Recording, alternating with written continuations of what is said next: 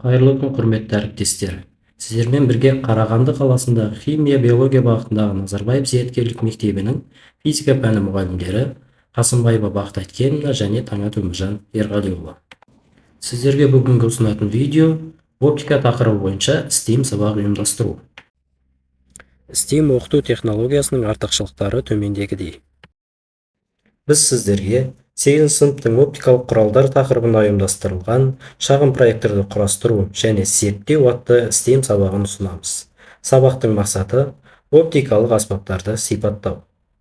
Ең әуелі, STEAM сабақты бастамас бұрын оқушыларға мәселе туындатуымыз қажет.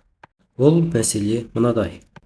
Сіздің сыныптастарыңыз сізге қонаққа келеді. Сіз оларға дайындаған бейнебаянды көрсеткіңіз келді. Бірақ сізде бір мәселе бар. Сізде түсірген видеоны экранда көрсететін проектор және теледидар жоқ. Сіз не істейсіз? Не істеуге болады? Оқушылар осы мәселеден шығу үшін өз ойларын айтатын болады. Оқушылардың нұсқаларын естіп болғаннан кейін оқушыларға керекті заттар беріледі. Оларға берілетін заттар тізімі мынадай: коробка, лупа, скотч, қара қағаз, клей, смартфон және де қайшы. Осы заттар бойынша оқушылар мәселеден шығатын жол іздейді.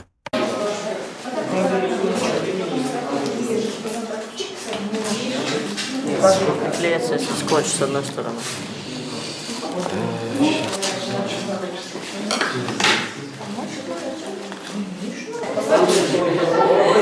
Все что угодно.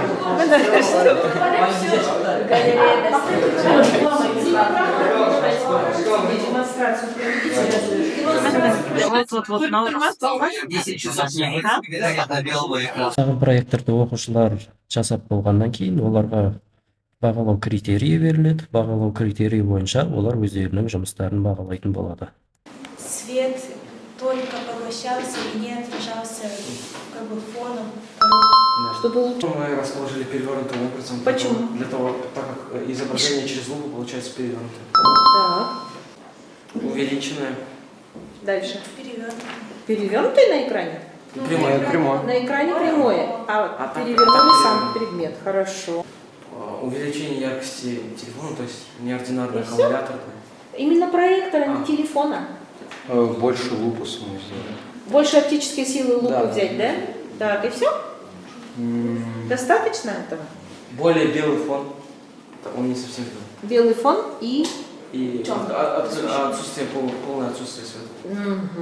Вы считаете, что в темной комнате это Да, будет лучше. намного Да, лучше? свет темный. Хорошо. Сколько баллов ставите этой группе? 12 из 12. Присаживаемся на свои места. Ваша группа. Әр топтан әртүрлі кескін алу үшін оқушыларға өлшемдері әртүрлі қораптар берілу ұсынылады. Алынған кескіндер бойынша оқушылар қорытынды жасап, жақсы кескін алу үшін қандай қорап керек екенін түсінеді. Қорытындылай келе, STEAM оқытуда білім алушылардың белсенділігі, зияткерлігі, парасаттылығы анықталады. Олардың жеке қасиеттерін ашу арқылы танымдық күшін қалыптастырып, шығармашылық қабілетін дамытады. Оқыту үдерісін жаңаша ұйымдастыру оқытушының өзін-өзі дамытуына қолайлы жағдай жасай отырып, оның шығармашылық қабілетін артуына септігін тигізеді. Сондықтан ғылыми-техникалық прогрестен қалмай, жаңа педагогикалық инновацияларды дер кезінде қабылдап, өңдеп, нәтижелі пайдалана білу әр ұстаздың негізгі міндеті.